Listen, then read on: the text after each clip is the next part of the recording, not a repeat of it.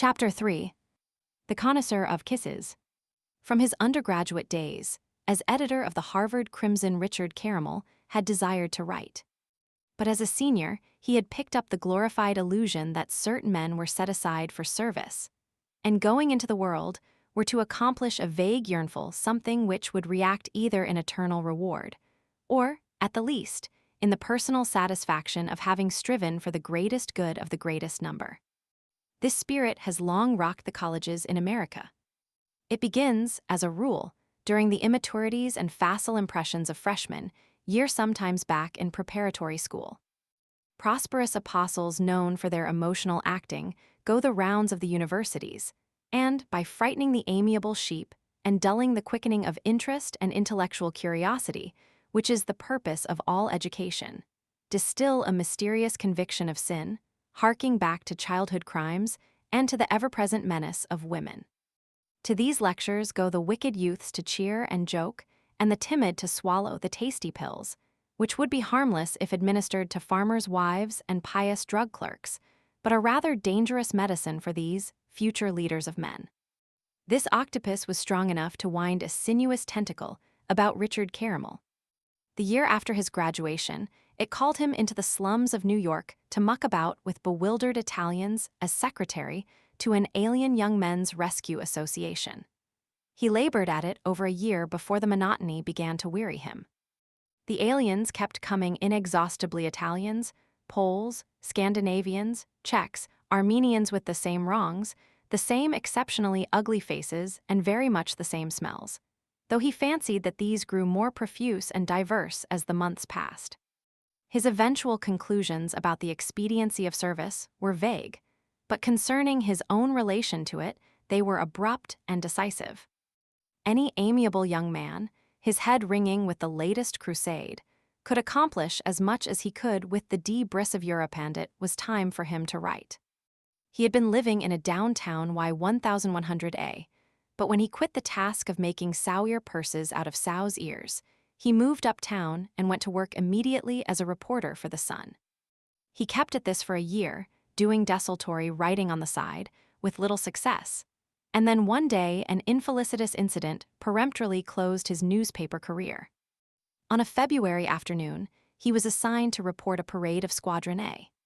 Snow threatening, he went asleep instead before a hot fire, and when he woke up did a smooth column about the muffled beats of the horses' hoofs in the snow. This he handed in. Next morning, a marked copy of the paper was sent down to the city editor with a scrawled note: "Fire the man who wrote this." It seemed that Squadron A had also seen the snow threatening had postponed the parade until another day. A week later he had begun The Demon Lover. In January, the Monday of the months, Richard Caramel's nose was blue constantly, a sardonic blue, vaguely suggestive of the flames licking around a sinner.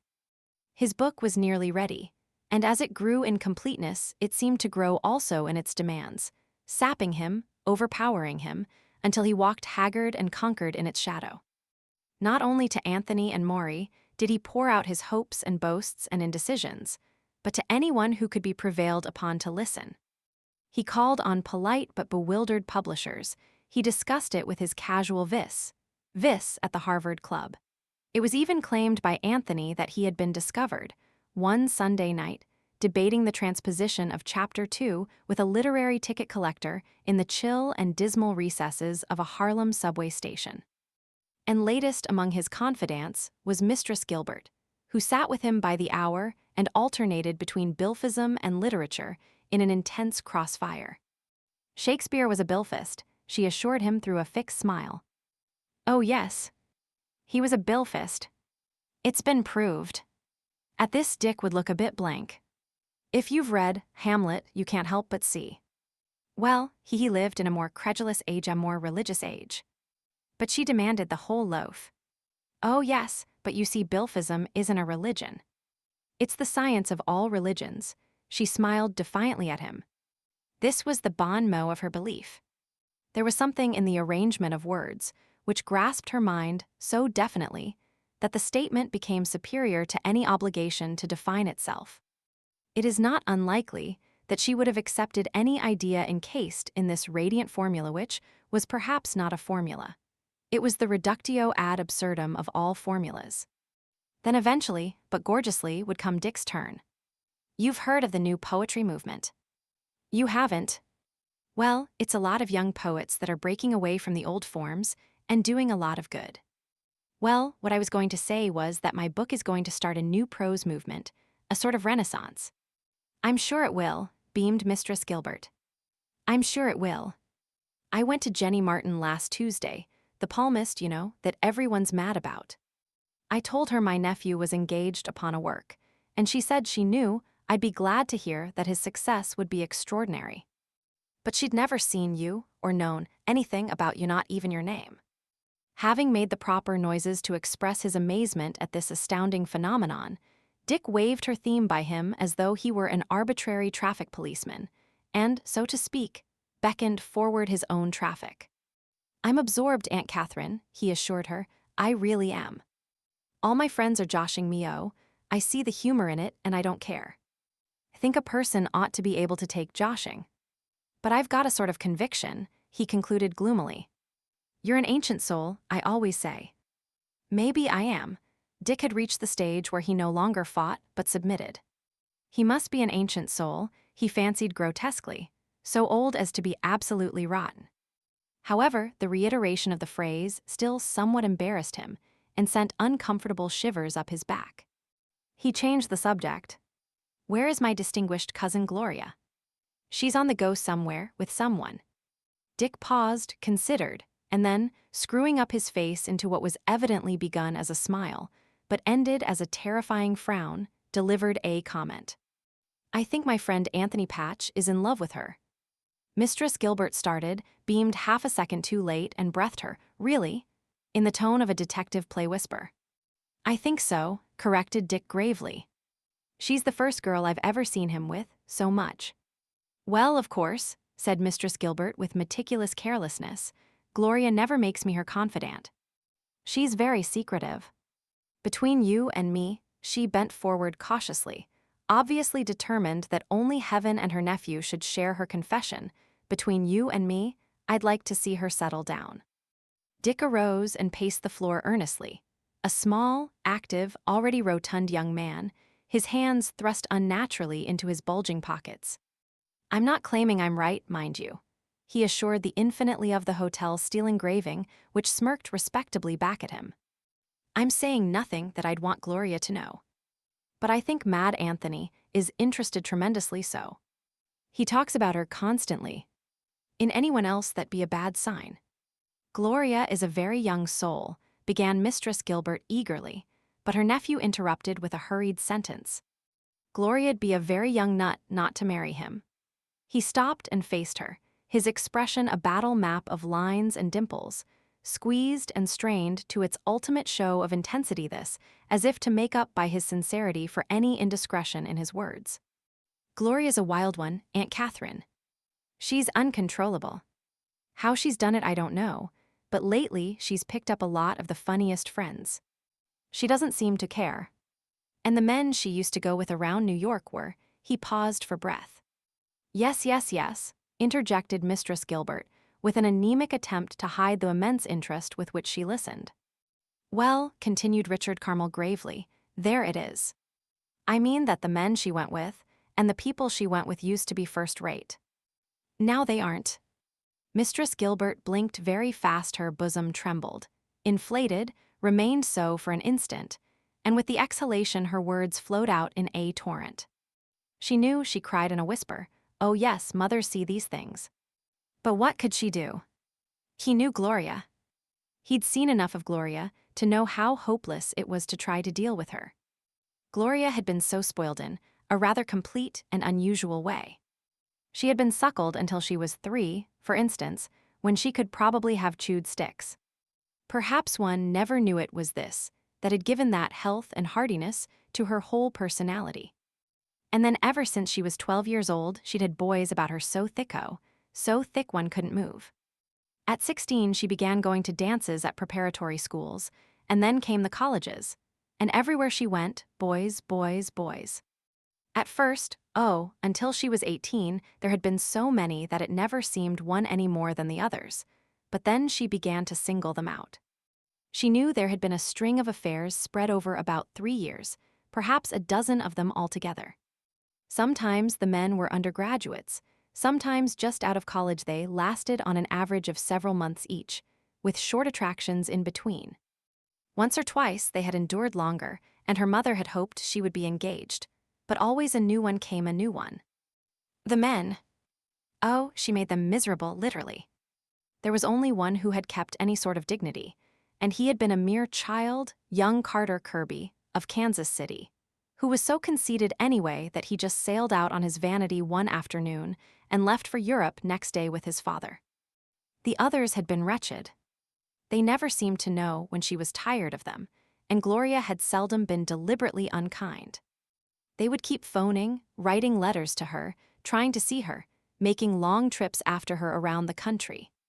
Some of them had confided in Mistress Gilbert, told her with tears in their eyes that they would never get over Gloria. At least 2 of them had since married, though.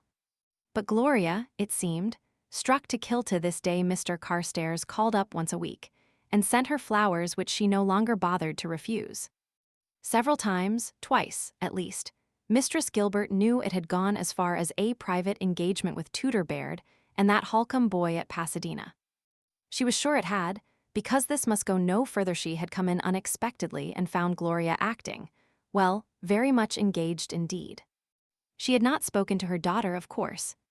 She had had a certain sense of delicacy, and besides, each time she had expected an announcement in a few weeks. But the announcement never came. Instead, a new man came. Scenes. Young men walking up and down the library like caged tigers. Young men glaring at each other in the hall as one came and the other left. Young men calling up on the telephone and being hung up upon in desperation. Young men threatening South America. Young men writing the most pathetic letters. She said nothing to this effect, but Dick fancied that Mistress Gilbert's eyes had seen some of these letters.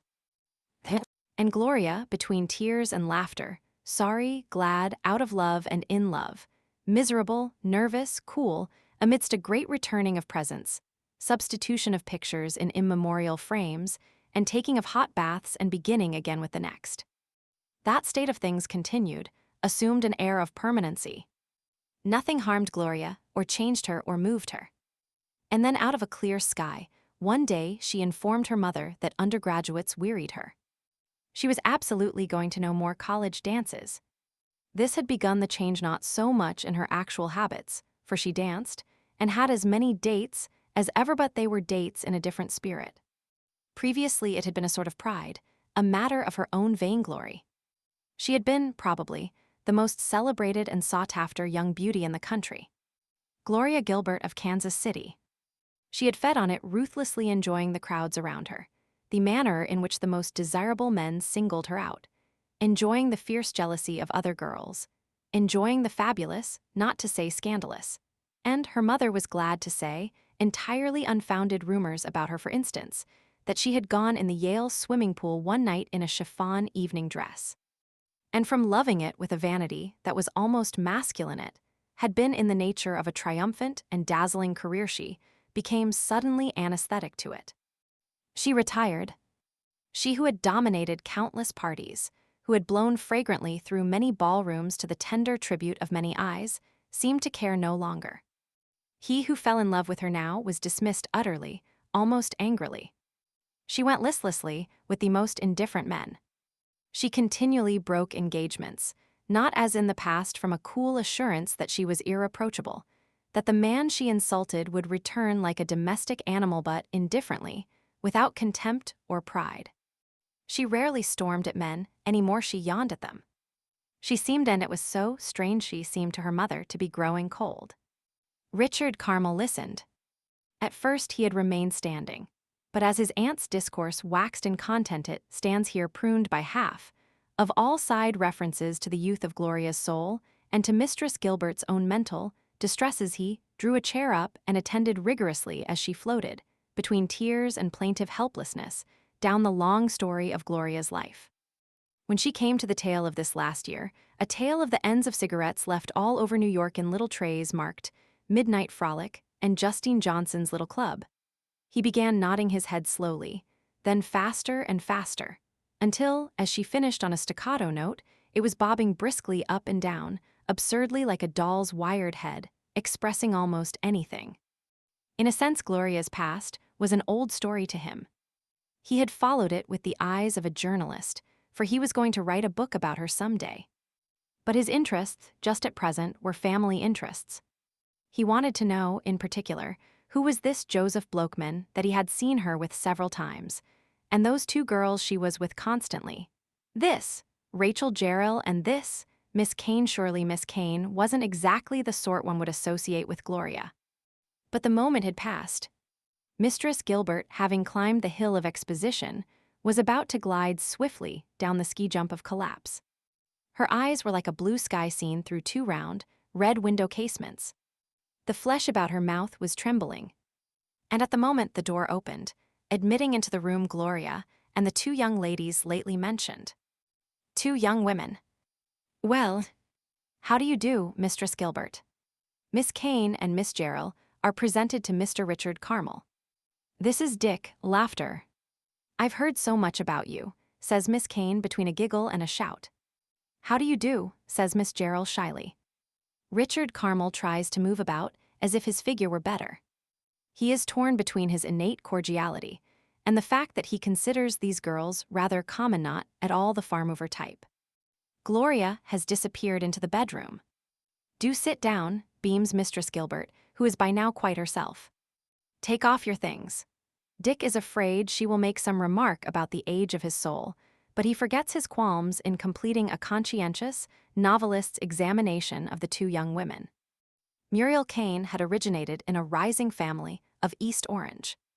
She was short rather than small, and hovered audaciously between plumpness and width. Her hair was black and elaborately arranged. This, in conjunction with her handsome, rather bovine eyes and her over-red lips, combined to make her resemble Theda Bara, the prominent motion picture actress. People told her constantly that she was a vampire, and she believed them. She suspected, hopefully, that they were afraid of her, and she did her utmost under all circumstances to give the impression of danger. An imaginative man could see the red flag that she constantly carried, waving it wildly, beseechingly, and, alas, to little spectacular avail. She was also tremendously timely. She knew the latest songs, all the latest songs. When one of them was played on the phonograph, she would rise to her feet and rock her shoulders back and forth and snap her fingers, and if there was no music, she would accompany herself by humming. Her conversation was also timely. "I don't care," she would say, "I should worry and lose my figure, and again, I can't make my feet behave when I hear that tune. Oh, baby." Her fingernails were too long and ornate, polished to a pink and unnatural fever. Her clothes were too tight, too stylish, too vivid, her eyes too roguish, her smile too coy. She was almost pitifully overemphasized from head to foot. The other girl was obviously a more subtle personality. She was an exquisitely dressed Jewess with dark hair and a lovely milky pallor. She seemed shy and vague, and these two qualities accentuated a rather delicate charm that floated about her. Her family were Episcopalians, owned 3 smart women's shops along Fifth Avenue, and lived in a magnificent apartment on Riverside Drive. It seemed to Dick, after a few moments, that she was attempting to imitate Gloria. He wondered that people invariably chose inimitable people to imitate. "We had the most hectic time," Muriel was exclaiming enthusiastically. "There was a crazy woman behind us on the bus. She was obsessively, absolutely nutty. She kept talking to herself about something she'd like to do to somebody or something. I was petrified, but Gloria simply wouldn't get off." Mistress Gilbert opened her mouth, properly awed. "Really? Oh, she was crazy. But we should worry, she didn't hurt us." "Ugly. Gracious." The man across from us said her face ought to be on a night nurse in a home for the blind, and we all howled naturally, so the man tried to pick us up. Presently Gloria emerged from her bedroom, and in unison every eye turned on her. The two girls receded into a shadowy background, unperceived, unmissed. "We've been talking about you," said Dick quickly, "your mother and I." "Well," said Gloria. A pause. Muriel turned to Dick. "You're a great writer, aren't you?" "I'm a writer," he confessed sheepishly. "I always say," said Muriel earnestly, "that if I ever had time to write down all my experiences, it'd make a wonderful book."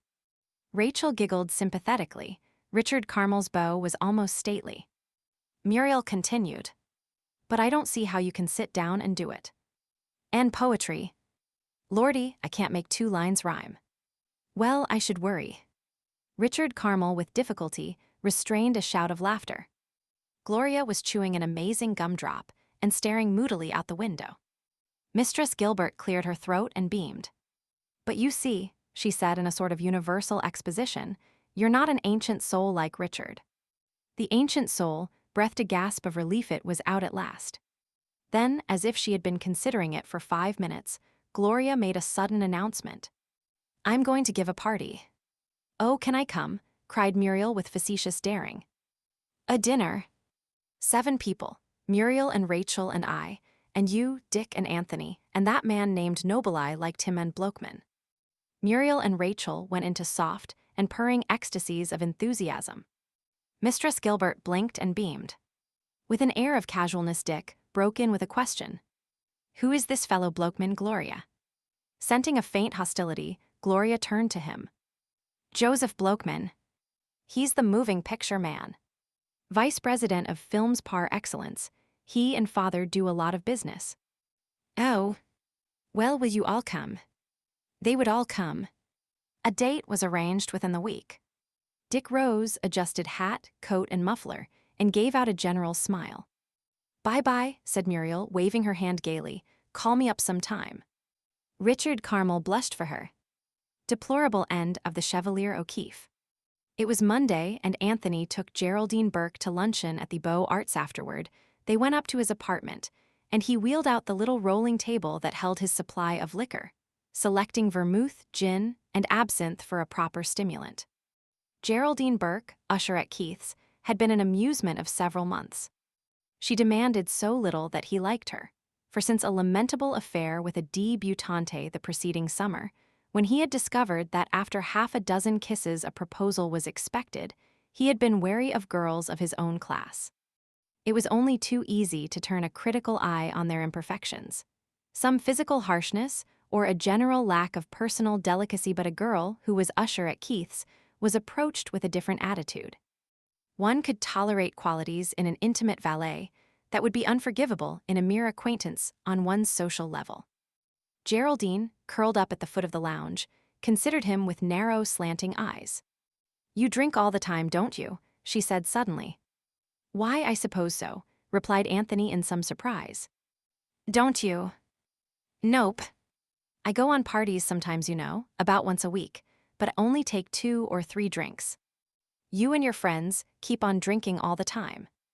I should think you'd ruin your health." Anthony was somewhat touched. "Why, aren't you sweet to worry about me?" "Well, I do. I don't drink so very much," he declared. "Last month, I didn't touch a drop for 3 weeks.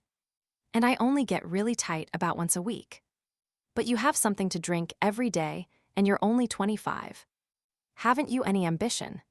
Think what you'll be at 40. I sincerely trust that I won't live that long." She clicked her tongue with her teeth. "You crazy," she said as he mixed another cocktail, and then, "Are you any relation to Adam Patch?" "Yes, he's my grandfather." "Really?" She was obviously thrilled. "Absolutely. That's funny. My daddy used to work for him. He's a queer old man." "Is he nice?" she demanded. "Well, in private life, he's seldom unnecessarily disagreeable." "Tell us about him." "Why," Anthony considered, "he's all shrunken up, and he's got the remains of some gray hair that always looks as though the wind were in it. He's very moral." "He's done a lot of good," said Geraldine with intense gravity. "Rot," scoffed Anthony. "He's a pious ass, a chicken brain." Her mind left the subject and flitted on. "Why don't you live with him? Why don't I board in a Methodist parsonage?"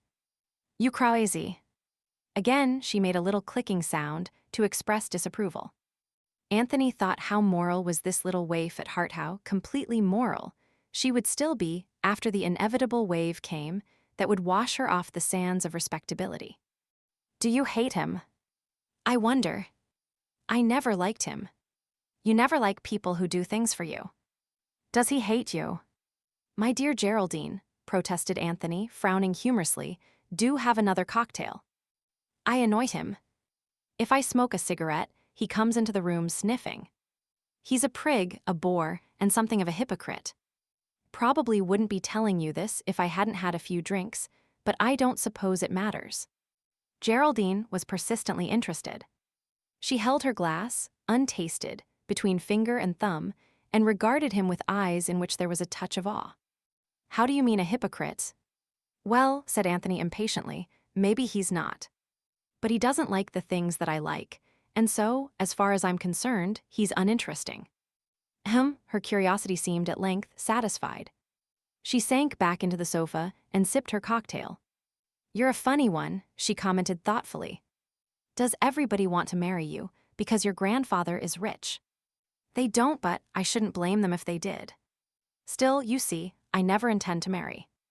She scorned this. You'll fall in love someday. Oh, you will, I know, she nodded wisely. It'd be idiotic to be overconfident. That's what ruined the Chevalier O'Keefe. Who was he? A creature of my splendid mind. He's my one creation, the Chevalier. Crazy, she murmured pleasantly, using the clumsy rope ladder with which she bridged all gaps and climbed after her mental superiors. Subconsciously, she felt that it eliminated distances and brought the person whose imagination had eluded her back within range. Oh no, objected Anthony, oh no, Geraldine. You mustn't play the alienist upon the Chevalier.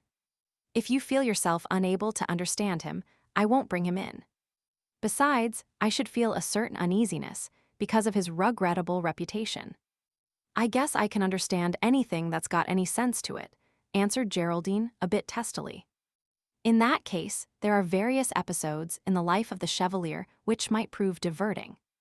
Well, it was his untimely end that caused me to think of him and made him apropos in the conversation.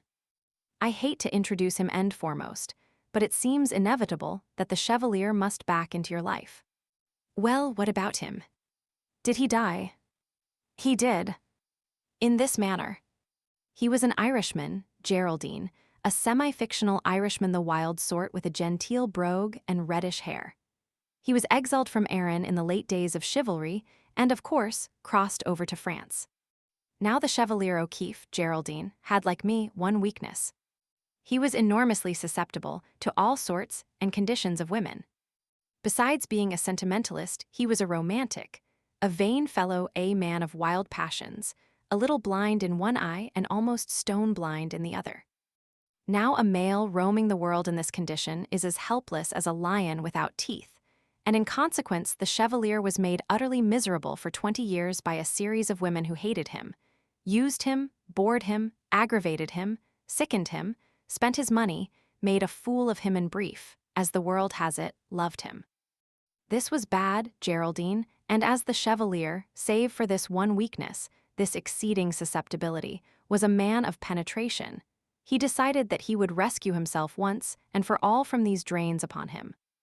With this purpose, he went to a very famous monastery in Champagne-Caldwell, anachronistically known as St. Voltaire's. It was the rule at St. Voltaire's that no monk could descend to the ground story of the monastery so long as he lived, but should exist engaged in prayer and contemplation in one of the 4 towers, which were called after the 4 commandments of the monastery rule: poverty, chastity, obedience, and silence. When the day came, that was to witness the Chevalier's farewell to the world, he was utterly happy. He gave all his Greek books to his landlady, and his sword he sent in a golden sheath to the King of France, and all his mementos of Ireland he gave to the young Huguenot who sold fish in the street where he lived. Then he rode out to St. Voltaire's, slew his horse at the door, and presented the carcass to the monastery cook. At 5 o'clock that night he felt, for the first time, forever free from sex. No woman could enter the monastery, no monk could descend below the 2nd story. So as he climbed the winding stair that led to his cell at the very top of the Tower of Chastity. He paused for a moment by an open window, which looked down 50 feet on to a road below. It was all so beautiful, he thought, this world that he was leaving, the golden shower of sun beating down upon the long fields, the spray of trees in the distance, the vineyards, quiet and green, freshening wide miles before him. He leaned his elbows on the window casement and gazed at the winding road. Now, as it happened, THRC, a peasant girl of 16 from a neighboring village, was at that moment passing along this same road that ran in front of the monastery. 5 minutes before, the little piece of ribbon which held up the stocking on her pretty left leg had worn through and broken. Being a girl of rare modesty, she had thought to wait until she arrived home before repairing it, but it had bothered her to such an extent that she felt she could endure it no longer.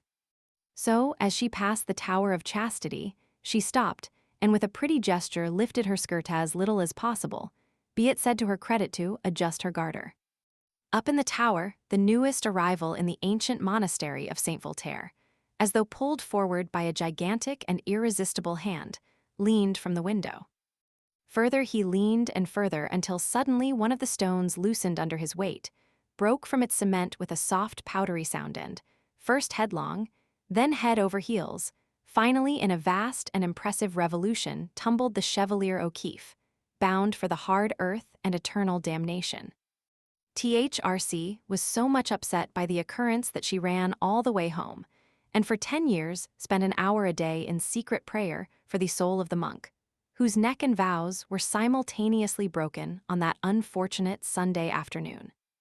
And the Chevalier O'Keefe, being suspected of suicide, was not buried in consecrated ground, but tumbled into a field nearby, where he doubtless improved the quality of the soil for many years afterward. Such was the untimely end of a very brave and gallant gentleman. What do you think, Geraldine? But Geraldine, lost long before, could only smile roguishly, wave her first finger at him, and repeat her bridge-all, her explain-all. Crazy, she said, you crazy. His thin face was kindly, she thought, and his eyes quite gentle. She liked him because he was arrogant without being conceited, and because, unlike the men she met about the theater, he had a horror of being conspicuous. What an odd, pointless story. But she had enjoyed the part about the stocking. After the 5th cocktail, he kissed her, and between laughter and bantering caresses and a half-stifled flare of passion, they passed an hour. At 4:30, she claimed an engagement, and going into the bathroom, she rearranged her hair. Refusing to let him order her a taxi, she stood for a moment in the doorway. You will get married, she was insisting, you wait and see. Anthony was playing with an ancient tennis ball, and he bounced it carefully on the floor several times before he answered with a soup on of acidity. You're a little idiot, Geraldine. She smiled provokingly. Oh, am I? Want to bet? That'd be silly too. Oh, it would it? Well, I'll just bet you'll marry somebody inside of a year. Anthony bounced the tennis ball very hard. This was one of his handsome days, she thought. A sort of intensity had displaced the melancholy in his dark eyes. Geraldine, he said, at length, in the first place, I have no one I want to marry. In the second place, I haven't enough money to support 2 people. In the third place, I am entirely opposed to marriage for people of my type. In the fourth place, I have a strong distaste for even the abstract consideration of it. But Geraldine only narrowed her eyes knowingly, made her clicking sound, and said she must be going. It was late. Call me up soon, she reminded him as he kissed her goodbye. You haven't for 3 weeks, you know. I will, he promised fervently. He shut the door, and coming back into the room, stood for a moment lost in thought, with the tennis ball still clasped in his hand. There was one of his lonelinesses coming, one of those times when he walked the streets or sat, aimless and depressed, biting a pencil at his desk. It was a self-absorption with no comfort, a demand for expression with no outlet, a sense of time rushing by, ceaselessly and wastefully assuaged only by that conviction that there was nothing to waste, because all efforts and attainments were equally valueless. He thought with emotion aloud, ejaculative, for he was hurt and confused. No idea of getting married, by God. Of a sudden he hurled the tennis ball violently across the room, where it barely missed the lamp, and, rebounding here and there for a moment, lay still upon the floor. Esigenalaght and moonlight.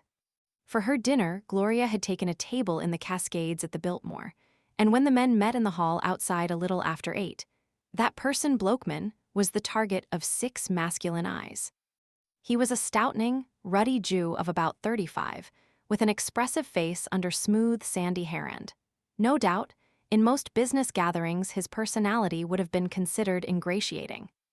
He sauntered up to the 3 younger men, who stood in a group smoking as they waited for their hostess, and introduced himself with a little too evident assurance nevertheless. It is to be doubted whether he received the intended impression of faint and ironic chill. There was no hint of understanding in his manner. "You related to Adam J. Patch?" he inquired of Anthony, emitting 2 slender strings of smoke from nostrils over wide. Anthony admitted it with the ghost of a smile. "He's a fine man," pronounced Blokeman profoundly. "He's a fine example of an American." "Yes," agreed Anthony, "he certainly is."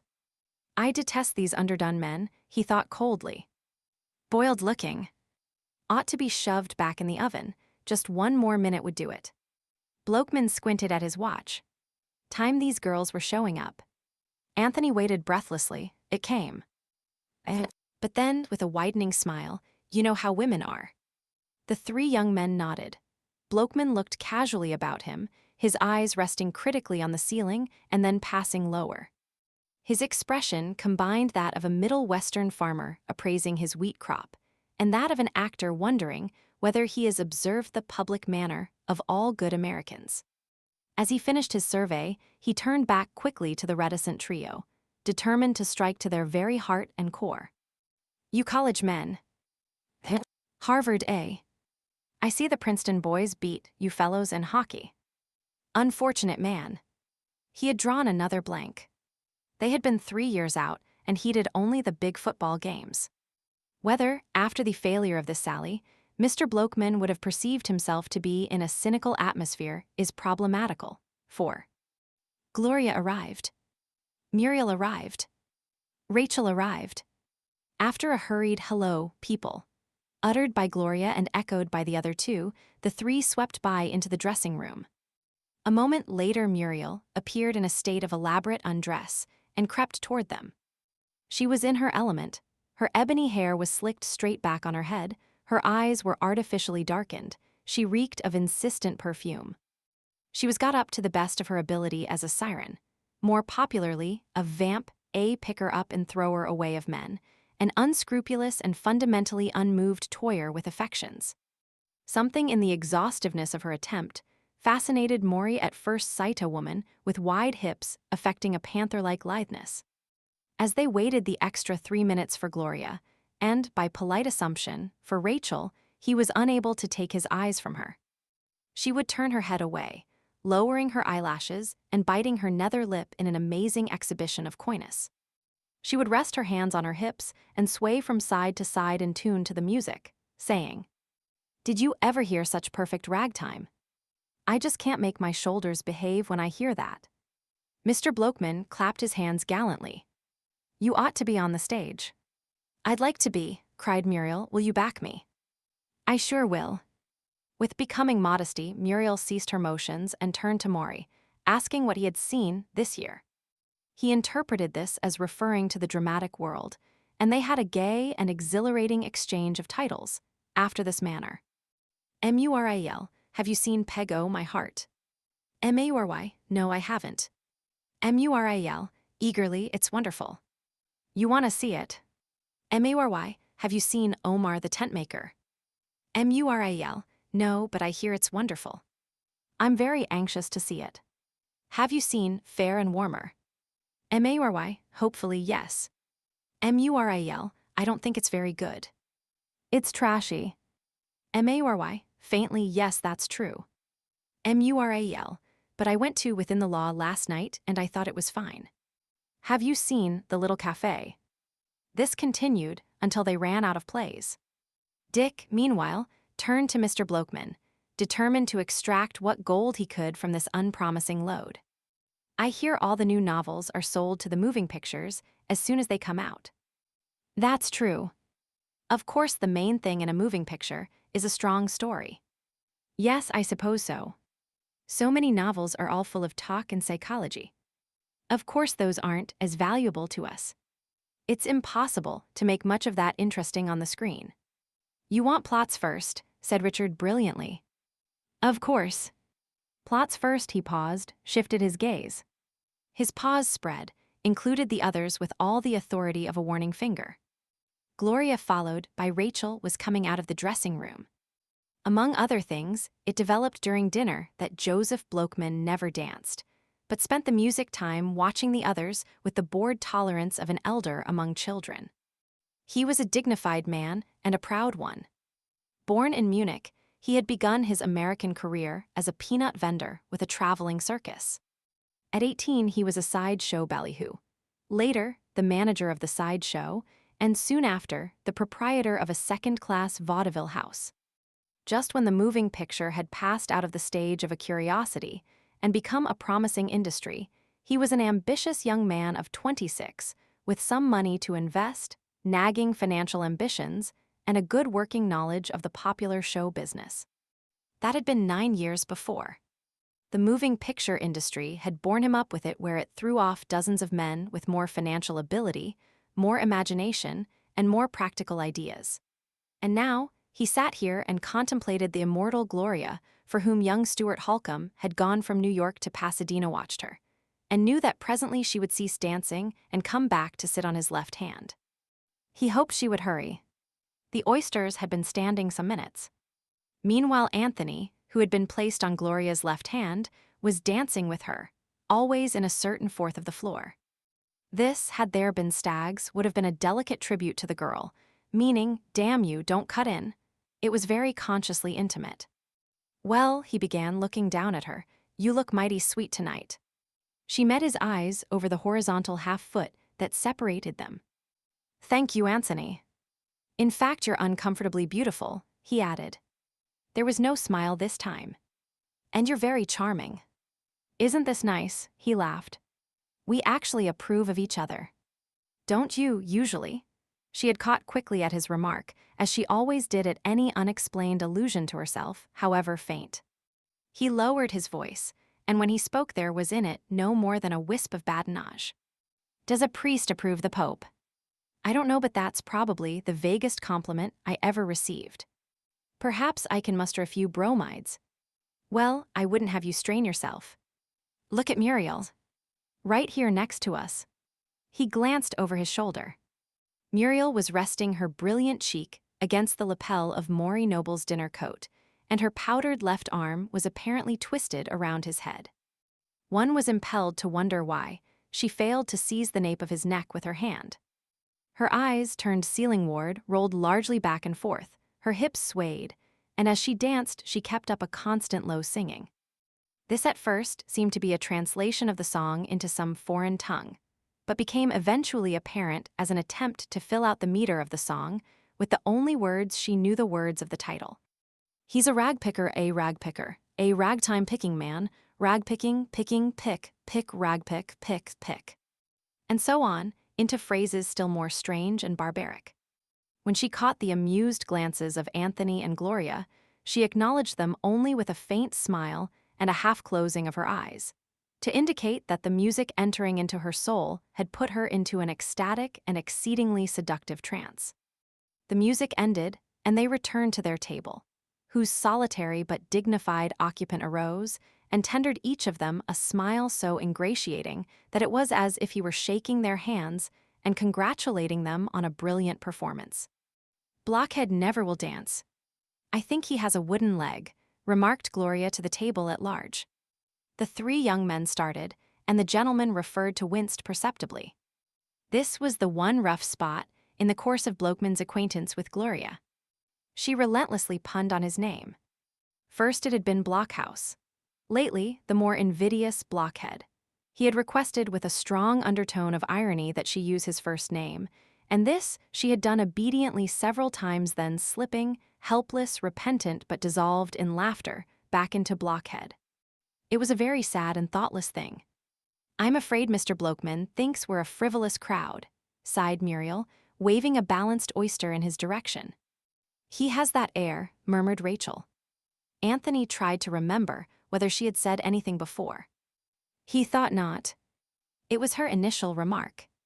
Mr. Blokeman suddenly cleared his throat and said in a loud, distinct voice, "On the contrary. When a man speaks, he's merely tradition. He has at best a few thousand years back of him. But woman, why, she is the miraculous mouthpiece of posterity." In the stunned pause that followed this astounding remark, Anthony choked suddenly on an oyster and hurried his napkin to his face. Rachel and Muriel raised a mild if somewhat surprised laugh, in which Dick and Maury joined, both of them red in the face and restraining uproariousness with the most apparent difficulty. "My God," thought Anthony. "It's a subtitle from one of his movies. The man's memorized it." Gloria alone made no sound. She fixed Mr. Blokeman with a glance of silent reproach. "Well, for the love of heaven, where on earth did you dig that up?" Blokeman looked at her uncertainly, not sure of her intention. But in a moment, he recovered his poise and assumed the bland and consciously tolerant smile of an intellectual among spoiled and callow youth. The soup came up from the kitchen, but simultaneously, the orchestra leader came up from the bar, where he had absorbed the tone color inherent in a seidel of beer. So the soup was left to cool during the delivery of a ballad entitled "Everything's at Home, Except Your Wife." Then the champagne and the party assumed more amusing proportions. The men, except Richard Carmel, drank freely. Gloria and Muriel sipped a glass apiece. Rachel Gerald took none. They sat out the waltzes but danced to everything else all except Gloria, who seemed to tire after a while and preferred to sit smoking at the table, her eyes now lazy, now eager, according to whether she listened to Blokeman or watched a pretty woman among the dancers. Several times, Anthony wondered what Blokeman was telling her. He was chewing a cigar back and forth in his mouth, and had expanded after dinner to the extent of violent gestures. 10 o'clock found Gloria and Anthony beginning a dance. Just as they were out of earshot of the table, she said in a low voice, "Dance over by the door. I want to go down to the drugstore." Obediently, Anthony guided her through the crowd in the designated direction. In the hall, she left him for a moment to reappear with a cloak over her arm. "I want some gumdrops," she said, humorously apologetic. "You can't guess what for this time. It's just that I want to bite my fingernails, and I will if I don't get some gumdrops." She sighed and resumed as they stepped into the empty elevator. "I've been biting 'em all day. A bit nervous, you see. Excuse the pun." It was unintentional, the words just arranged themselves. Gloria Gilbert, the female wag. Reaching the ground floor, they novelly avoided the hotel candy counter, descended the wide front staircase, and walking through several corridors, found a drugstore in the Grand Central Station. After an intense examination of the perfume counter, she made her purchase. Then, on some mutual unmentioned impulse, they strolled, arm in arm, not in the direction from which they had come, but out into 43rd Street. The night was alive with thaw. It was so nearly warm that a breeze drifting low along the sidewalk brought to Anthony a vision of an unhoped-for hyacinthine spring.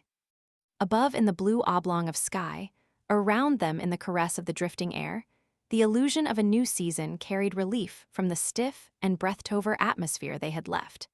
And for a hushed moment, the traffic sounds and the murmur of water flowing in the gutters seemed an elusive and rarefied prolongation of that music to which they had lately danced. When Anthony spoke, it was with surety that his words came from something breathless and desirous that the night had conceived in their two hearts. "Let's take a taxi and ride around a bit," he suggested without looking at her. "Oh, Gloria, Gloria." A cab yawned at the curb. As it moved off like a boat on a labyrinthine ocean and lost itself among the inchoate night masses of the great buildings, among the now stilled, now strident, cries and clangings, Anthony put his arm around the girl, drew her over to him and kissed her damp, childish mouth. She was silent. She turned her face up to him, pale under the wisps and patches of light that trailed in like moonshine through a foliage. Her eyes were gleaming ripples in the white lake of her face. The shadows of her hair bordered the brow with a persuasive, unintimate dusk. No love was there, surely, nor the imprint of any love. Her beauty was cool as this damp breeze, as the moist softness of her own lips. "You're such a swan in this light," he whispered after a moment. There were silences, as murmurous as sound. There were pauses that seemed about to shatter, and were only to be snatched back to oblivion by the tightening of his arms about her, and the sense that she was resting there as a caught, gossamer feather, drifted in out of the dark. Anthony laughed, noiselessly and exultantly, turning his face up and away from her, half in an overpowering rush of triumph, half lest her sight of him should spoil the splendid immobility of her expression. Such a kiss it was a flower held against the face, never to be described, scarcely to be remembered, as though her beauty were giving off emanations of itself, which settled transiently and already dissolving upon his heart. The buildings fell away in melted shadows. This was the park now. And after a long while, the great white ghost of the Metropolitan Museum moved majestically past, echoing sonorously to the rush of the cab. Why Gloria? Why Gloria? Her eyes appeared to regard him out of many thousand years. All emotion she might have felt, all words she might have uttered, would have seemed inadequate beside the adequacy of her silence, ineloquent against the eloquence of her beauty and of her body, close to him, slender and cool. "Tell him to turn around," she murmured, "and drive pretty fast going back." Up in the supper room the air was hot. The table, littered with napkins and ashtrays, was old and stale. It was between dances as they entered, and Muriel Kane looked up with roguishness extraordinary. "Well, where have you been?" "To call up Mother," answered Gloria coolly. "I promised her I would." "Did we miss a dance?" Then followed an incident that, though slight in itself, Anthony had cause to reflect on many years afterward. Joseph Blokeman, leaning well back in his chair, fixed him with a peculiar glance, in which several emotions were curiously and inextricably mingled. He did not greet Gloria except by rising, and he immediately resumed a conversation with Richard Carmel about the influence of literature on the moving pictures. Magic, the stark and unexpected miracle of a night, fades out with the lingering death of the last stars and the premature birth of the first newsboys. The flame retreats to some remote and platonic fire. The white heat has gone from the iron and the glow from the coal.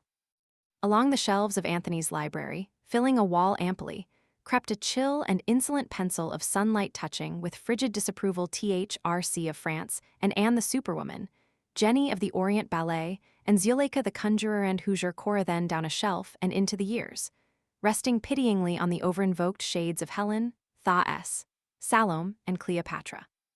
Anthony, shaved and bathed, sat in his most deeply cushioned chair, and watched it until at the steady rising of the sun it lay glinting for a moment on the silk ends of the rug end went out. It was 10 o'clock. The Sunday Times, scattered about his feet, proclaimed by rotogravure and editorial, by social revelation and sporting sheet, that the world had been tremendously engrossed during the past week in the business of moving toward some splendid, if somewhat indeterminate goal. For his part, Anthony had been once to his grandfather's, twice to his broker's, and 3 times to his tailor's end in the last hour of the week's last day. He had kissed a very beautiful and charming girl. When he reached home, his imagination had been teeming with high-pitched, unfamiliar dreams.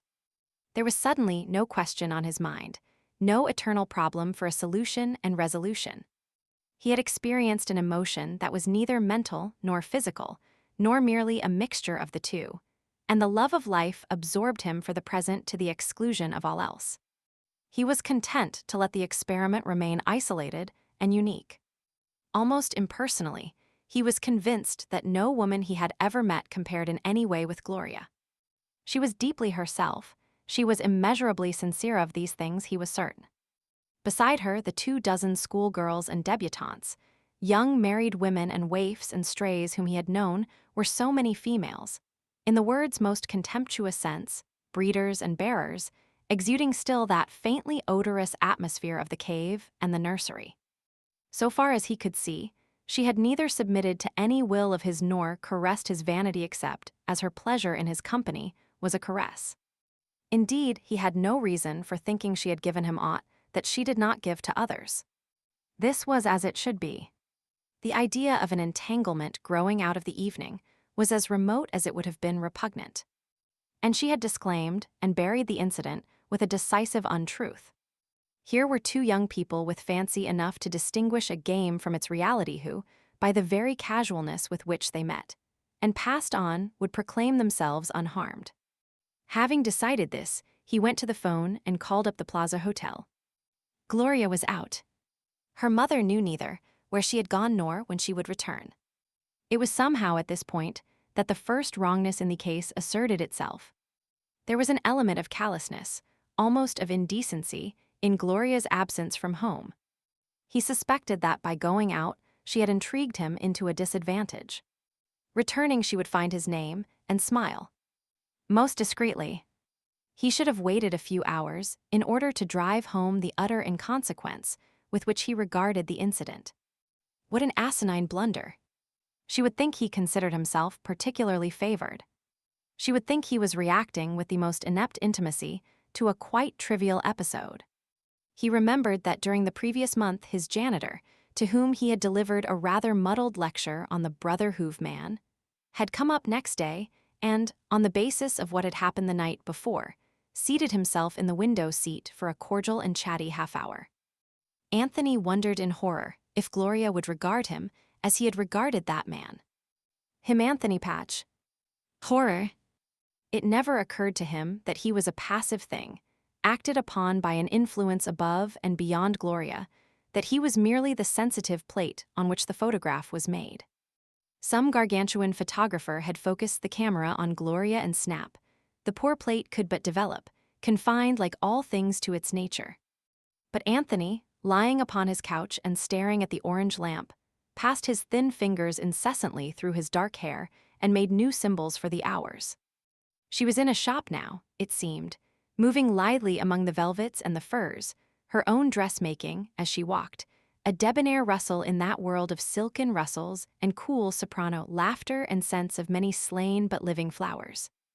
The Minnies and Pearls and Jules and Jennies would gather round her like courtiers, bearing wispy frailties of Georgette crepe, delicate chiffon to echo her cheeks in faint pastel, milky lace to rest in pale disarray against her neck damask was used, but to cover priests and divans in these days, and cloth of Samarand was remembered only by the romantic poets. She would go elsewhere after a while, tilting her head 100 ways under 100 bonnets, seeking in vain for mock cherries to match her lips or plumes that were graceful as her own supple body. Noon would come, she would hurry along Fifth Avenue, a Nordic Ganymede, her fur coat swinging fashionably with her steps, her cheeks redder by a stroke of the wind's brush, her breath a delightful mist upon the bracing errand. The doors of the Ritz would revolve. The crowd would divide, 50 masculine eyes would stare, as she gave back forgotten dreams to the husbands of many obese and comic women. 1 o'clock. With her fork she would tantalize the heart of an adoring artichoke, while her escort served himself up in the thick, dripping sentences of an enraptured man. 4 o'clock. Her little feet moving to melody, her face distinct in the crowd, her partner happy as a petted puppy and mad as the immemorial hatter. Then night would come drifting down, and perhaps another damp. The signs would spill their light into the street. Who knew? No wiser than he, they haply sought to recapture that picture done in cream and shadow they had seen on the hushed avenue the night before. And they might, they might. 1,000 taxis would yawn at 1,000 corners, and only to him was that kiss forever lost and done. In 1,000 guises, Thaw S would hail a cab and turn up her face for loving. And her pallor would be virginal and lovely, and her kiss chaste as the moon. He sprang excitedly to his feet. How inappropriate that she should be out.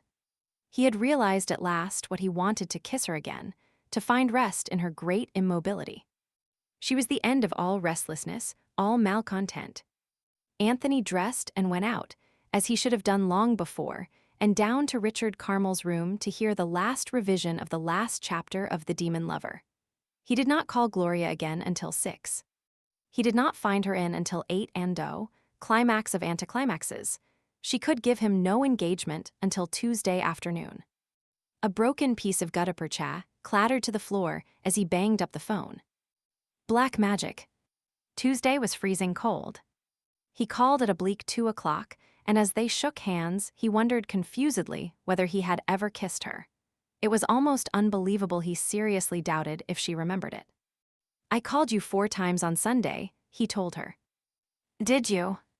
There was surprise in her voice and interest in her expression. Silently, he cursed himself for having told her. He might have known her pride did not deal in such petty triumphs.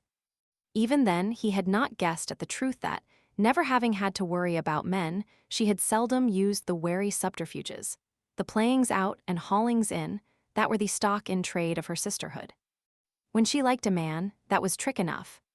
Did she think she loved him there, was an ultimate and fatal thrust. Her charm endlessly preserved itself. "I was anxious to see you," he said simply. "I want to talk to you, I mean really talk, somewhere where we can be alone." "May I?" "What do you mean?" He swallowed a sudden lump of panic. He felt that she knew what he wanted. "I mean, not at a tea table," he said. "Well, all right, but not today. I want to get some exercise. Let's walk." It was bitter and raw. All the evil hate in the mad heart of February was wrought into the forlorn and icy wind that cut its way cruelly across Central Park and down along Fifth Avenue. It was almost impossible to talk, and discomfort made him distracted, so much so that he turned at 61st Street to find that she was no longer beside him. He looked around. She was 40 feet in the rear, standing motionless, her face half hidden in her fur coat collar, moved either by anger or laughter, he could not determine which. He started back. "Don't let me interrupt your walk," she called. "I'm mighty sorry," he answered in confusion. "Did I go too fast?" "I'm cold," she announced. "I want to go home." "And you walk too fast." "I'm very sorry." Side by side, they started for the plaza. He wished he could see her face. "Men don't usually get so absorbed in themselves when they're with me." "I'm sorry." "That's very interesting." "It is rather too cold to walk," he said briskly to hide his annoyance. She made no answer, and he wondered if she would dismiss him at the hotel entrance. She walked in without speaking, however, and to the elevator, throwing him a single remark as she entered it. "You'd better come up." He hesitated for the fraction of a moment. "Perhaps I'd better call some other time." "Just as you say," her words were murmured as an aside. The main concern of life was the adjusting of some stray wisps of hair in the elevator mirror.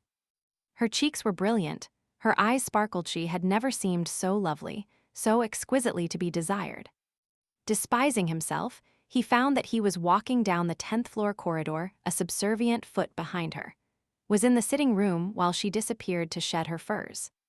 Something had gone wrong in his own eyes. He had lost a shred of dignity. In an unpremeditated yet significant encounter, he had been completely defeated. However, by the time she reappeared in the sitting room, he had explained himself to himself with sophistic satisfaction. After all, he had done the strongest thing, he thought. He had wanted to come up, he had come. Yet what happened later on that afternoon must be traced to the indignity he had experienced in the elevator. The girl was worrying him intolerably, so much so that when she came out, he involuntarily drifted into criticism. "Who's this blokeman, Gloria?" "A business friend of father's." "Odd sort of fellow." "He doesn't like you either," she said with a sudden smile. Anthony laughed. "I'm flattered at his notice. He evidently considers me a..." He broke off with, "Is he in love with you?" "I don't know." "The deuce you don't," he insisted. "Of course he is. I remember the look he gave me when we got back to the table. He'd probably have had me quietly assaulted by a delegation of movie sups if you hadn't invented that phone call. He didn't mind. I told him afterward what really happened." "You told him?" "He asked me." "I don't like that very well," he remonstrated. She laughed again. "Oh, you don't? What business is it of his?" "None." "That's why I told him." Anthony in a turmoil bit savagely at his mouth. "Why should I lie?" she demanded directly. "I'm not ashamed of anything I do. It happened to interest him to know that I kissed you, and I happened to be in a good humor, so I satisfied his curiosity by a simple and precise yes. Being rather a sensible man, after his fashion, he dropped the subject. Except to say that he hated me. Oh, it worries you. Well, if you must probe this stupendous matter to its depths, he didn't say he hated you. I simply know he does. It doesn't worry. Oh, let's drop it, she cried spiritedly. It's a most uninteresting matter to me. With a tremendous effort, Anthony made his acquiescence a twist of subject, and they drifted into an ancient question-and-answer game concerned with each other's pasts, gradually warming as they discovered the age-old, immemorial resemblances in tastes and ideas. They said things that were more revealing than they intended, but each pretended to accept the other at face, or rather word, value. The growth of intimacy is like that. First one gives off his best picture, the bright and finished product mended with bluff and falsehood and humor.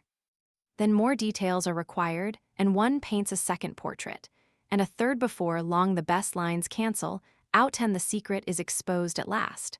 The planes of the pictures have intermingled and given us away, and though we paint and paint, we can no longer sell a picture. We must be satisfied with hoping that such fatuous accounts of ourselves, as we make to our wives and children and business associates, are accepted as true. It seems to me, Anthony was saying earnestly, that the position of a man with neither necessity nor ambition is unfortunate. Heaven knows it'd be pathetic of me to be sorry for myself yet. Sometimes I envy Dick. Her silence was encouragement. It was as near as she ever came to an intentional lure. And there used to be dignified occupations for a gentleman who had leisure, things a little more constructive than filling up the landscape with smoke or juggling someone else's money. There's science, of course. Sometimes I wish I'd taken a good foundation, say at Boston Tech. But now, by golly, I'd have to sit down for 2 years and struggle through the fundamentals of physics and chemistry. She yawned.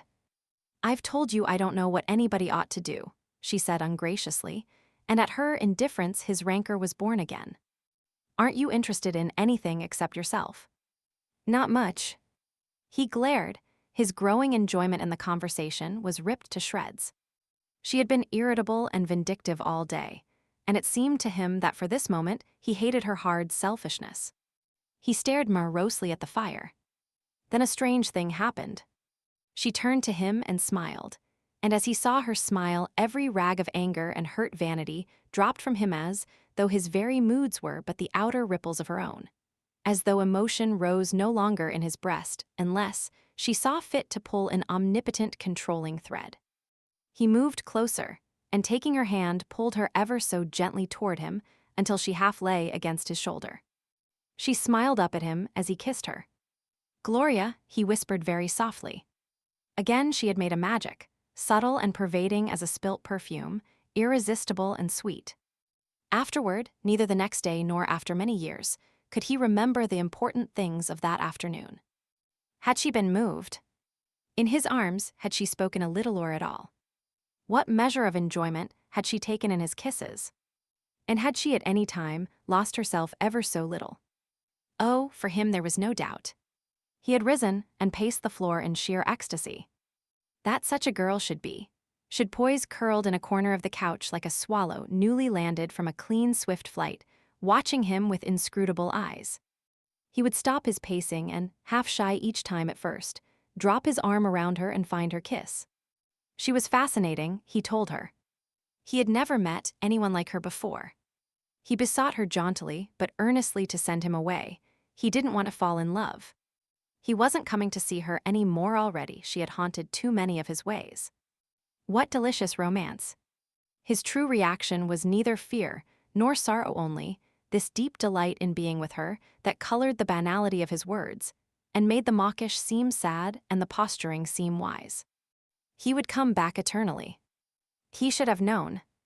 This is all. It's been very rare to have known you, very strange and wonderful. But this wouldn't do and wouldn't last. As he spoke, there was in his heart that tremulousness that we take for sincerity in ourselves. Afterward, he remembered one reply of hers to something he had asked her. He remembered it in this form perhaps, he had unconsciously arranged and polished it. A woman should be able to kiss a man beautifully and romantically, without any desire to be either his wife or his mistress. As always when he was with her, she seemed to grow gradually older, until at the end ruminations, too deep for words, would be wintering in her eyes. An hour passed, and the fire leaped up in little ecstasies, as though its fading life was sweet. It was 5 now, and the clock over the mantel became articulate in sound. Then, as if a brutish sensibility in him was reminded by those thin, tinny beats that the petals were falling from the flowered afternoon, Anthony pulled her quickly to her feet and held her helpless, without breath, in a kiss that was neither a game nor a tribute. Her arms fell to her side. In an instant she was free. "Don't," she said quietly. "I don't want that." She sat down on the far side of the lounge and gazed straight before her. A frown had gathered between her eyes. Anthony sank down beside her and closed his hand over hers. It was lifeless and unresponsive. "Why, Gloria?" He made a motion as if to put his arm about her, but she drew away. "I don't want that," she repeated. "I'm very sorry," he said, a little impatiently. I didn't know you made such fine distinctions." She did not answer. "Won't you kiss me, Gloria?" "I don't want to." It seemed to him she had not moved for hours. "A sudden change, isn't it?" Annoyance was growing in his voice. "Is it?" She appeared uninterested. It was almost as though she were looking at someone else. "Perhaps I'd better go." No reply. He rose and regarded her angrily, uncertainly. Again he sat down. "Gloria, Gloria, won't you kiss me?" No, her lips parting for the word had just faintly stirred. Again he got to his feet, this time with less decision, less confidence. "Then I'll go." Silence. "All right, I'll go." He was aware of a certain irremediable lack of originality in his remarks. Indeed, he felt that the whole atmosphere had grown oppressive. He wished she would speak, rail at him, cry out upon him, anything but this pervasive and chilling silence. He cursed himself for a weak fool. His clearest desire was to move her, to hurt her, to see her wince. Helplessly, involuntarily, he erred again. "If you're tired of kissing me, I'd better go." He saw her lips curl slightly, and his last dignity left him. She spoke at length. "I believe you've made that remark several times before." He looked about him immediately, saw his hat and coat on a chair blundered into them during an intolerable moment. Looking again at the couch, he perceived that she had not turned, not even moved. With a shaken, immediately regretted goodbye, he went quickly but without dignity from the room. For over a moment, Gloria made no sound. Her lips were still curled, her glance was straight, proud, remote. Then her eyes blurred a little, and she murmured 3 words half aloud to the death-bound fire. "Goodbye, you ass," she said. Panic. The man had had the hardest blow of his life. He knew at last what he wanted, but in finding it out, it seemed that he had put it forever beyond his grasp. He reached home in misery, dropped into an armchair without even removing his overcoat, and sat there for over an hour, his mind racing the paths of fruitless and wretched self-absorption. She had sent him away. That was the reiterated burden of his despair. Instead of seizing the girl and holding her by sheer strength until she became passive to his desire, instead of beating down her will by the force of his own, he had walked, defeated and powerless, from her door, with the corners of his mouth drooping, and what force there might have been in his grief and rage hidden behind the manner of a whipped schoolboy. At one minute she had liked him tremendously, she had nearly loved him. In the next he had become a thing of indifference to her, an insolent and efficiently humiliated man. He had no great self-reproach, of course, but there were other things dominant in him now, far more urgent. He was not so much in love with Gloria as mad for her. Unless he could have her near him again, kiss her, hold her close and acquiescent, he wanted nothing more from life. By her 3 minutes of utter unwavering indifference, the girl had lifted herself from a high but somehow casual position in his mind, to be instead his complete preoccupation. However much his wild thoughts varied between a passionate desire for her kisses and an equally passionate craving to hurt and mar her, the residue of his mind craved in finer fashion to possess the triumphant soul that had shone through those 3 minutes. She was beautiful, but especially, she was without mercy. He must own that strength that could send him away. At present, no such analysis was possible to Anthony. His clarity of mind, all those endless resources which he thought his irony had brought him were swept aside. Not only for that night, but for the days and weeks that followed. His books were to be but furniture, and his friends only people who lived and walked in a nebulous outer world, from which he was trying to escape. That world was cold and full of bleak wind. And for a little while, he had seen into a warm house where fires shone. About midnight, he began to realize that he was hungry. He went down into 52nd Street, where it was so cold that he could scarcely see. The moisture froze on his lashes and in the corners of his lips.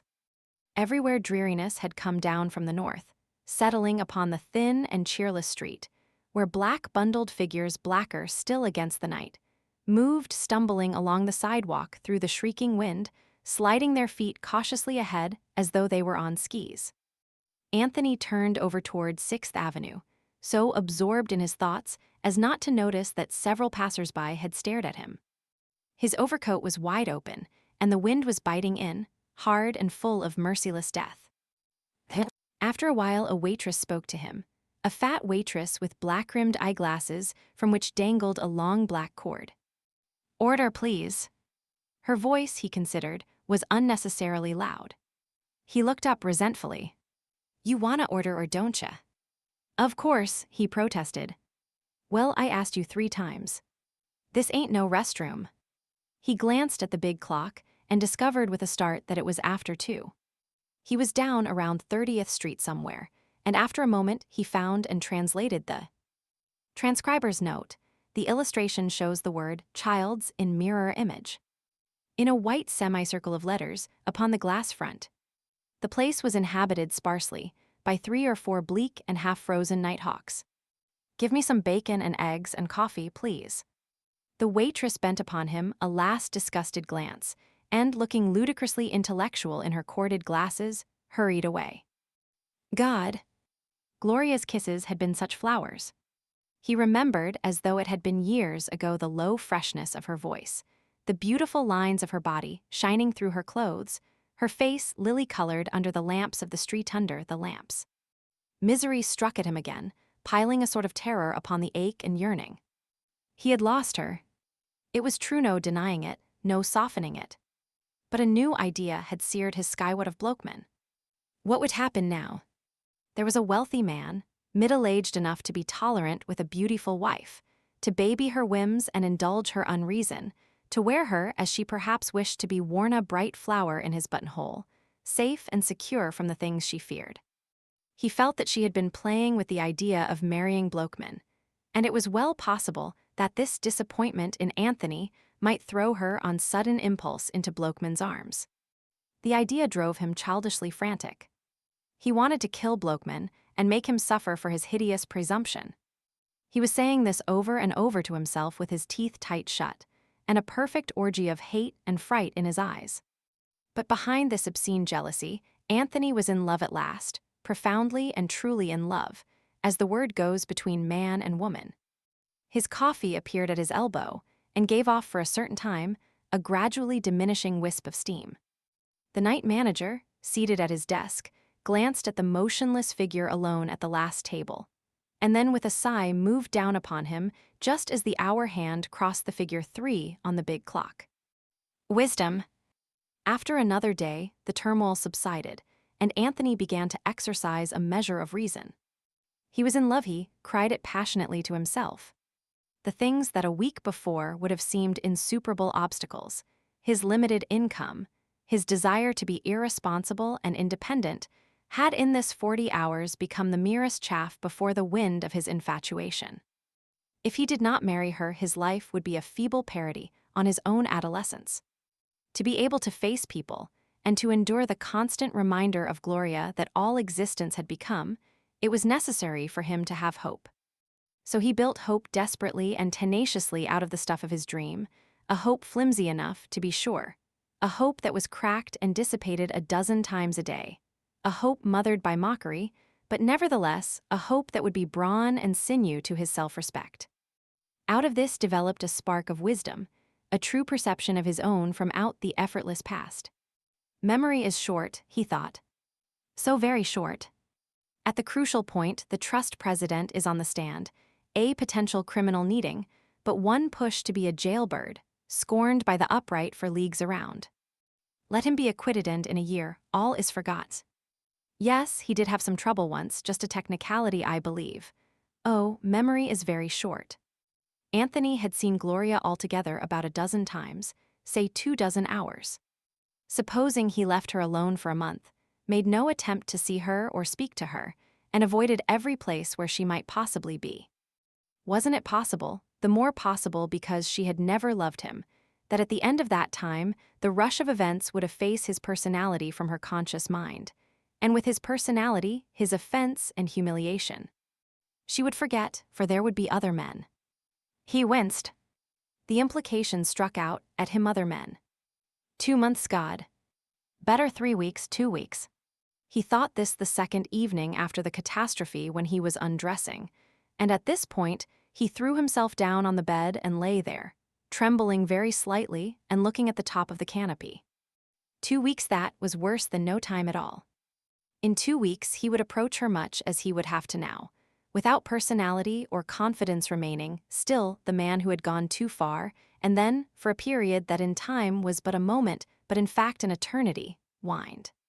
No, 2 weeks was too short a time.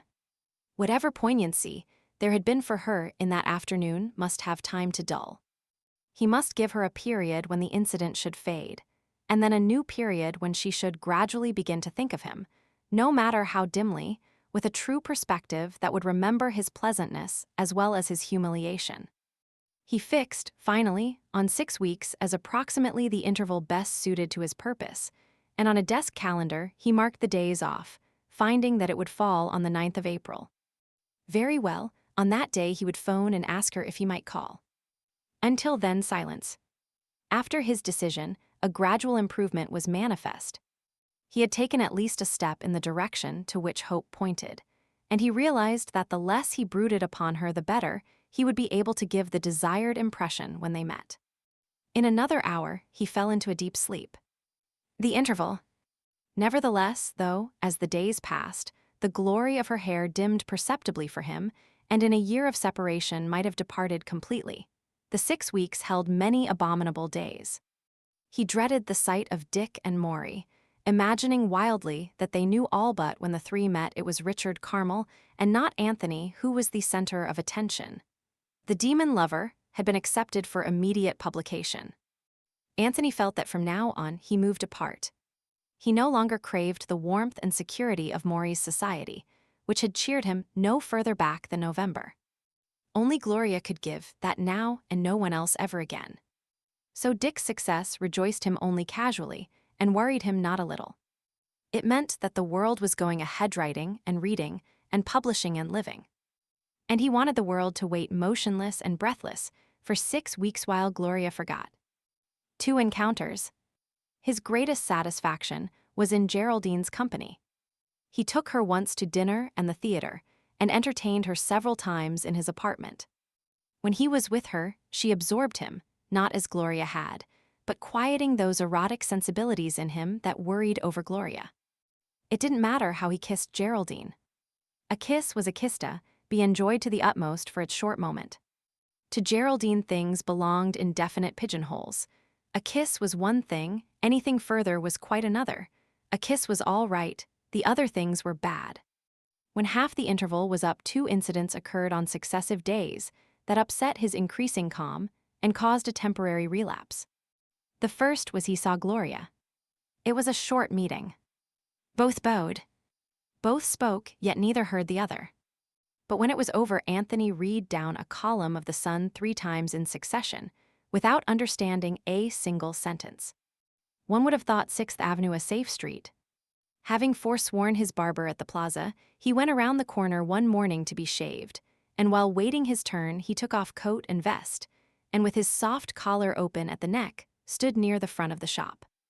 The day was an oasis in the cold desert of March, and the sidewalk was cheerful with a population of strolling sun worshippers. A stout woman upholstered in velvet, her flabby cheeks too much massaged, swirled by with her poodle straining at its leash, the effect being given of a tug bringing in an ocean liner. Just behind them a man in a striped blue suit, walking slew-footed in white-spatted feet, grinned at the sight and, catching Anthony's eye, winked through the glass. Anthony laughed, thrown immediately into that humor in which men and women were graceless and absurd phantasms, grotesquely curved and rounded in a rectangular world of their own building. They inspired the same sensations in him as did those strange and monstrous fish who inhabit the esoteric world of green in the aquarium. Two more strollers caught his eye casually. A man and a girl. Then, in a horrified instant, the girl resolved herself into Gloria. He stood here powerless. They came nearer and Gloria, glancing in, saw him. Her eyes widened and she smiled politely. Her lips moved. She was less than 5 feet away. "How do you do?" he muttered inanely. Gloria, happy, beautiful, and young with a man he had never seen before. It was then that the barber's chair was vacated, and he read down the newspaper column 3 times in succession. The second incident took place the next day. Going into the Manhattan bar about 7, he was confronted with Blokeman. As it happened, the room was nearly deserted, and before the mutual recognition, he had stationed himself within a foot of the older man and ordered his drink, so it was inevitable that they should converse. "Hello, Mr. Patch," said Blokeman amiably enough. Anthony took the proffered hand and exchanged a few aphorisms on the fluctuations of the mercury. "Do you come in here much?" inquired Blokeman. "No, very seldom." He omitted to add that the Plaza Bar had, until lately, been his favorite. "Nice bar. One of the best bars in town." Anthony nodded. Blokeman emptied his glass and picked up his cane. He was in evening dress. "Well, I'll be hurrying on. I'm going to dinner with Miss Gilbert." Death looked suddenly out at him from 2 blue eyes. Had he announced himself as his vis-vis's prospective murderer, he could not have struck a more vital blow at Anthony. The younger man must have reddened visibly, for his every nerve was in instant clamor. With tremendous effort, he mustered a so rigid smile, and said a conventional goodbye. But that night he lay awake until after 4, half wild with grief and fear and abominable imaginings. Weakness. And one day in the 5th week, he called her up. He had been sitting in his apartment trying to read 50 Education Sentimental, and something in the book had sent his thoughts racing in the direction that, set free, they always took, like horses racing for a home stable. With suddenly quickened breath, he walked to the telephone. When he gave the number, it seemed to him that his voice faltered and broke like a schoolboy's. The central must have heard the pounding of his heart. The sound of the receiver being taken up at the other end was a crack of doom, and Mistress Gilbert's voice, soft as maple syrup running into a glass container, had for him a quality of horror in its single, "Hello, Oa. Miss Gloria's not feeling well. She's lying down asleep." "Who shall I say called?" "Nobody," he shouted. In a wild panic, he slammed down the receiver, collapsed into his armchair in the cold sweat of breathless relief. "Serenade." The first thing he said to her was, "Why, you've bobbed your hair," and she answered, "Yes, isn't it gorgeous?" It was not fashionable then. It was to be fashionable in 5 or 6 years. At that time, it was considered extremely daring. "It's all sunshine outdoors," he said gravely. "Don't you want to take a walk?" She put on a light coat and a quaintly piquant Napoleon hat of Alice blue, and they walked along the avenue and into the zoo, where they properly admired the grandeur of the elephant and the collar height of the giraffe, but did not visit the monkey house because Gloria said that monkeys smelt so bad. Then they returned toward the plaza, talking about nothing, but glad for the spring singing in the air and for the warm balm that lay upon the suddenly golden city. To their right was the park, while at the left a great bulk of granite and marble muttered dully a millionaire's chaotic message to whosoever would listen. Something about, "I worked and I saved, and I was sharper than all Adam, and here I sit, by golly, by golly." All the newest and most beautiful designs in automobiles were out on Fifth Avenue, and ahead of them the plaza loomed up, rather unusually white and attractive. The supple, indolent Gloria walked a short shadow's length ahead of him, pouring out lazy casual comments that floated a moment on the dazzling air before they reached his ear. "Oh," she cried, "I want to go south to Hot Springs. I want to get out in the air and just roll around on the new grass and forget there's ever been any winter. Don't you, though? I want to hear a million robins making a frightful racket. I sort of like birds. All women are birds, he ventured. What kind am I, quick and eager? A swallow, I think, and sometimes a bird of paradise. Most girls are sparrows, of course. See that row of nursemaids over there. They're sparrows, or are they magpies? And of course, you've met canary girls and robin girls. And swan girls and parrot girls. All grown women are hawks, I think, or owls. What am I, a buzzard? She laughed and shook her head. Oh no, you're not a bird at all, do you think? You're a Russian wolfhound. Anthony remembered that they were white and always looked unnaturally hungry. But then they were usually photographed with dukes and princesses, so he was properly flattered. Dick's a fox terrier, a trick fox terrier, she continued. And Maury's a cat. Simultaneously, it occurred to him how like Blokeman was to a robust and offensive hog. But he preserved a discreet silence. Later, as they parted, Anthony asked when he might see her again. Don't you ever make long engagements? He pleaded. Even if it's a week ahead, I think it'd be fun to spend a whole day together, morning and afternoon both. It would be, wouldn't it? She thought for a moment. Let's do it next Sunday. All right. I'll map out a program that'll take up every minute. He did. He even figured to a nicety what would happen in the 2 hours when she would come to his apartment for tea. How the good bounds would have the windows wide to let in the fresh breeze, but a fire going, also lest there be chill in the air, and how there would be clusters of flowers about in big cool bowls that he would buy for the occasion. They would sit on the lounge. And when the day came, they did sit upon the lounge. After a while, Anthony kissed her because it came about quite naturally. He found sweetness sleeping still upon her lips and felt that he had never been away. The fire was bright, and the breeze sighing in through the curtains brought a mellow damp, promising May and world of summer. His soul thrilled to remote harmonies. He heard the strum of far guitars and waters lapping on a warm Mediterranean shore, for he was young now as he would never be again, and more triumphant than death. 6 o'clock stole down too soon, and rang the querulous melody of St. Anne's chimes on the corner. Through the gathering dusk they strolled to the avenue, where the crowds, like prisoners released, were walking with elastic step at last after the long winter. And the tops of the buses were thronged with congenial kings, and the shops full of fine soft things for the summer, the rare summer, the gay promising summer that seemed for love what the winter was for money. Life was singing for his supper on the corner.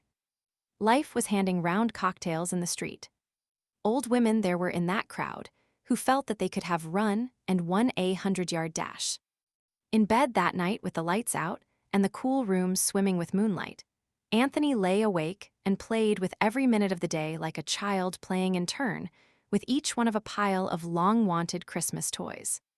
He had told her gently, almost in the middle of a kiss, that he loved her, and she had smiled and held him closer and murmured, "I'm glad," looking into his eyes. There had been a new quality in her attitude, a new growth of sheer physical attraction toward him and a strange emotional tenseness. That was enough to make him clench his hands and draw in his breath at the recollection. He had felt nearer to her than ever before. In a rare delight, he cried aloud to the room that he loved her.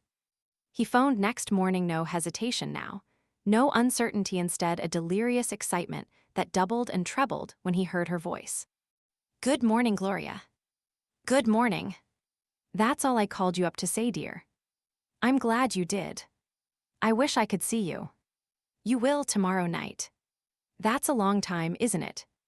Yes, her voice was reluctant. His hand tightened on the receiver. Couldn't I come tonight? He dared anything in the glory and revelation of that almost whispered, yes. "I have a date." "Oh. But I might be able to break it." "Oh," a sheer cry, a rhapsody. "Gloria." "What?" "I love you." Another pause, and then, "I am glad." Happiness, remarked Maury Noble one day, is only the first hour after the alleviation of some especially intense misery. But oh, Anthony's face as he walked down the 10th-floor corridor of the plaza that night.